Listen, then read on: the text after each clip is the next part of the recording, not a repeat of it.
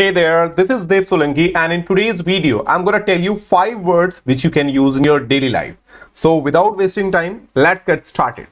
So, आज का जो हमारा first word है, that is do domestic chores. Do means करना, domestic means घरेलू, chores means काम. तो अगर आप घर के काम काज करते हैं, जैसे कि झाड़ू लगाना, पोछा लगाना या कोई भी काम जो घर में करते हैं, उन्हें हम बोलते हैं domestic chores, और करने के लिए हमें लगाना पड़ेगा do.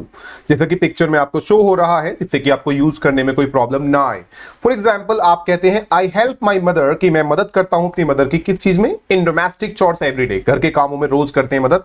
तो आप इस तरह से यूज कर सकते हैं I help my mother in domestic chores everyday, कि हर दिन मैं अपनी मदर की घर के कामों में हेल्प करता हूं. सो यू नीड टू सी कि आप भी डोमेस्टिक चॉर्स करते हैं या नहीं करते हैं. सेकंड वर्ड है हमारा पास द बक, जिसका मीनिंग होता है अपनी गलती दूसरों पर डालना. अगर आप अपनी गलती मानते हैं, means you admit your mistake, that is fine. But कितनी बार हम अपनी गलती नहीं मानते और उसे किसी दूसरे पर डालते हैं, उसे हम बोलेंगे पास द बक. तो अगर कोई आप पर अपनी गलती डाल रहा है तो आप इस तरह से कह सकते हैं don't pass your buck to me. Okay, अपनी गलती मुझ पर ना डालें. फाइन, आप इस तरह से यूज कर सकते हैं. नेक्स्ट वर्ड है बैक आउट ऑफ प्रॉमिस, अपनी बातों से मुकर जाना या अपने वादे से मुकर जाना. तो अगर आप किसी को कोई वादा करते हैं तो उससे आप मुकर जाते हैं, तो आप कहेंगे या कि sir I have backed out of my promise. अगर कोई और मुकर गया है तो आप उसके लिए बोलेंगे he has backed out of his promise, कि वो अपने वादे से मुकर गया या वो अपने वादे से पीछे हट गया है. Okay, so never back out of your promise, अपने वादे से पीछे ना हटे.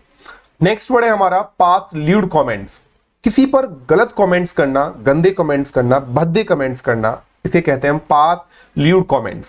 सोसाइटी में ऐसे काफी लोग हैं जो किसी पर गलत कमेंट्स करते हैं. जैसे कि एग्जांपल के थ्रू समझ लेते हैं. A man has been arrested for passing lewd comments on a woman, कि एक मैन को अरेस्ट किया गया है किस चीज के लिए, किसी वुमन पर गलत कमेंट्स करने के लिए उसे पकड़ा गया है. ओके, नेक्स्ट वर्ड है हमारा स्प्लर्ज मनी, जिसका मीनिंग होता है पैसे उड़ाना या पैसे बहाना. एक लिमिट से ज्यादा जब हम खर्च करते हैं तो उसे हम बोलते हैं स्प्लर्ज मनी.